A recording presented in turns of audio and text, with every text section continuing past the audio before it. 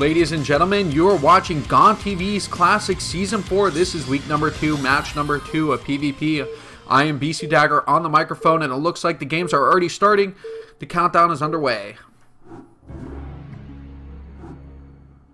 So we find ourselves on the map, Blue Storm, with set number 1, a 2-player map, with JangBi spawning down at that bottom left position, which is going to leave Shuttle to spawn at the top right. Both of these players choosing to wear the same color GOM sponsored sweatshirt, as they provide all players with their GOM sweatshirts, and they look really nice too. JangBi throwing out the trash talk first, making Shuttle laugh a little, but Shuttle, he's going to throw the trash talk back in his opponent's face. Why? Because he has a 60% win rate overall in his PvP, the 3rd best PvP player of all time. Only second in ELO to Bisu and Best. Bisu coming first, Best coming second. Typical standard SKT style. Now JangBi, he's only 5% worse in this matchup, 55% win rate, but his best ELO is way down the charts in PvPs. So that's unfortunate for him. Meanwhile, he does know where his opponent is. JangBi, while he's in a little bit of a slump, I would say lately, he's not on top of his game. And look at this. Hold on, guys. What do we have here? While I cannot pronounce his Korean name, that's Firebat Hero for all intents and purposes. And he is one badass guy here. So in SPL for StarCraft 2, they hand out awards for best celebration for each round. And someone won $500. And I was just thinking, imagine if we had that award for ceremonies back when we were watching StarCraft 1 Pro League, sponsored by Kespa. Firebat Hero would have been so rich. So it looks like we do see a gateway coming out for JangBi.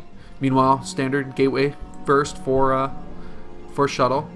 You know, we won't see the variations quite yet. It's going to be based on gas timings, based on when that second gateway does decide to come up. Do they go for some really stupid fast expansion, which I don't think we'll see from either player. It's not very safe to expand right away in PvP. You kind of just have to match the production of your opponent to survive the beginning, and then once you get to mid to late game, that's where PvP shows brilliance, where it becomes a really fun matchup to watch. So hopefully we can see it get there. So it looks like 2 gateways are going to be put down, 2 pylons inside that base too. Meanwhile, we can see also 2 gateways for JangBi. So these players both have 2 gate openings right away, and when they're even, they're even.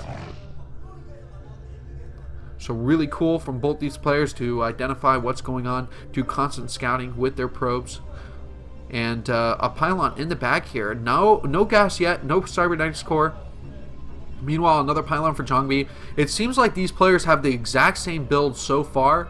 The only difference is the spawn positions and where you place your buildings.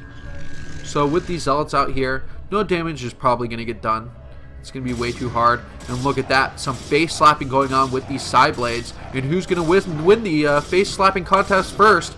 They're going at it here. And it looks like, oh, JangBi is going to have to pull away. He got a little bit scared there. It looked like one arm was just a little bit longer for Shuttle's zealot there. And he was getting an extra slap in before JangBi could.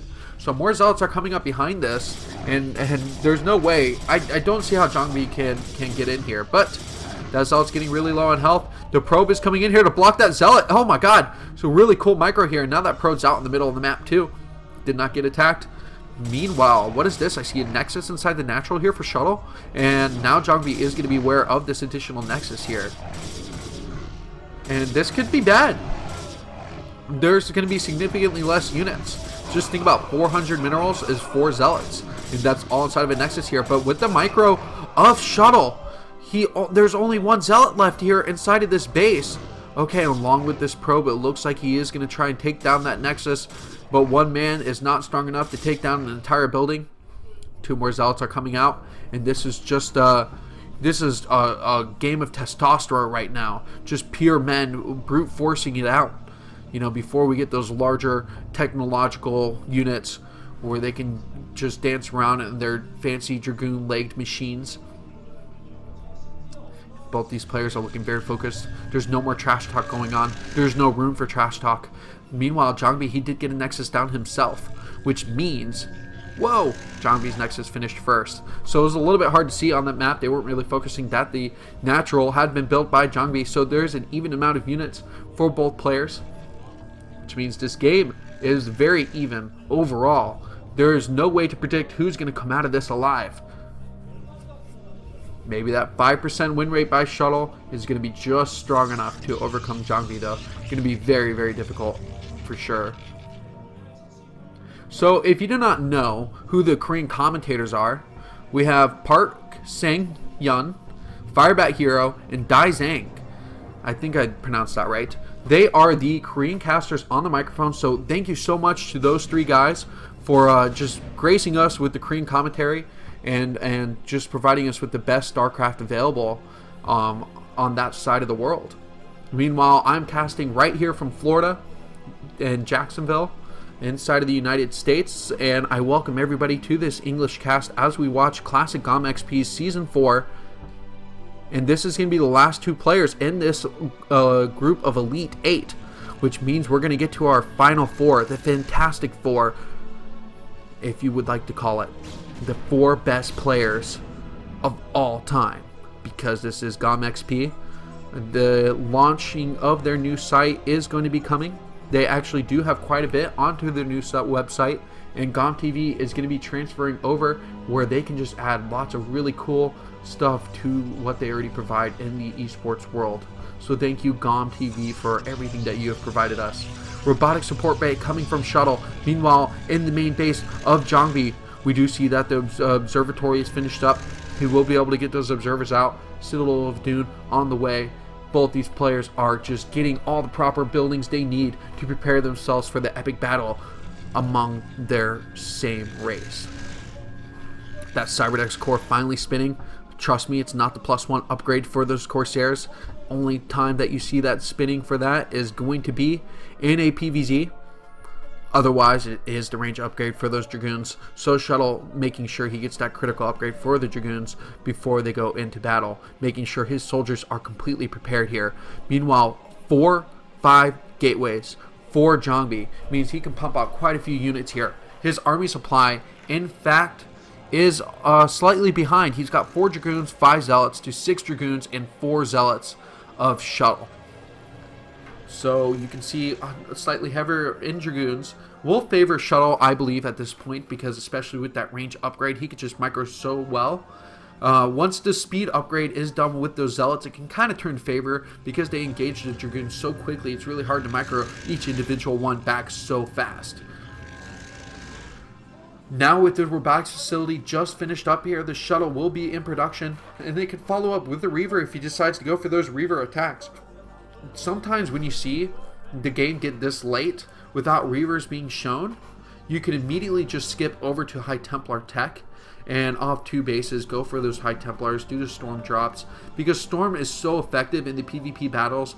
Archons are very useful. Once you run out of Storm, you can morph into those Archons and they can just lay down that additional damage here. But it looks like the Observer is going to be inside of Shuttle's base. He's going to see what's going on here.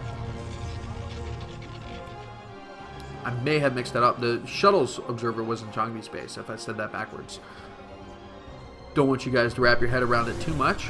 As we go back into this engagement here, it looks like JangBi is trying to take the high ground and go into an engagement here with Shuttle. But Shuttle, he's got his units in the proper place. There is a Shuttle microing his Reaver, shield battery too, and he's trying to guard both locations. There's 2 entrances to that natural base, one that you have to wrap around, and then a small choke point here where he's trying to get his units through, but it's not successful here. A really good defense by Shuttle means that JangBi is going to be getting pushed back here. Meanwhile, 0 Reavers for JangBi and 2 Reavers for Shuttle, 13 Dragoons, 0 Dragoons for JangBi again, only 14 Zealots. That's the only thing he has in his army. That's not going to be strong enough. Shuttle can push out right now, start applying pressure to JangBi. He's going to have to macro up really quickly here and hope that he has something miraculous to combat against his opponent.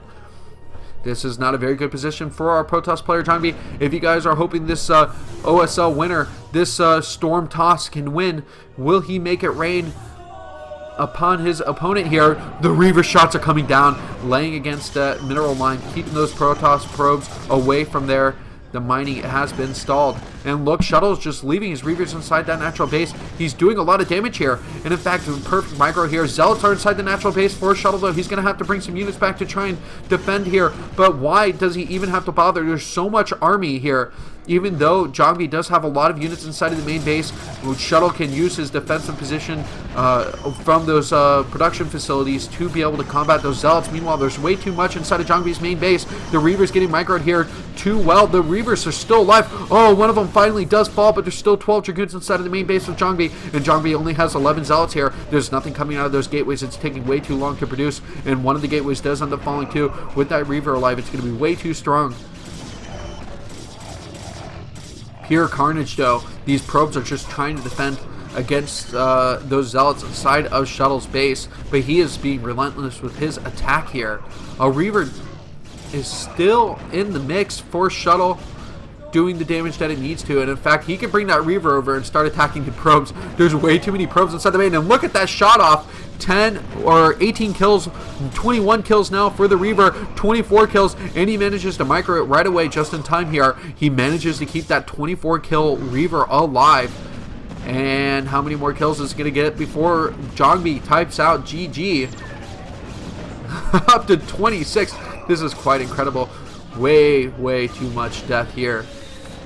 And it looks like Shuttle is going to take the first win. Really good game by him. JangBi's engagement at that natural, he kind of threw away so much army. You know, Shuttle prepared for it so perfectly by building that shield battery just in time. It finished up before the engagement happened. And that's going to be the end of game number 1. Hang out, game number 2 will be on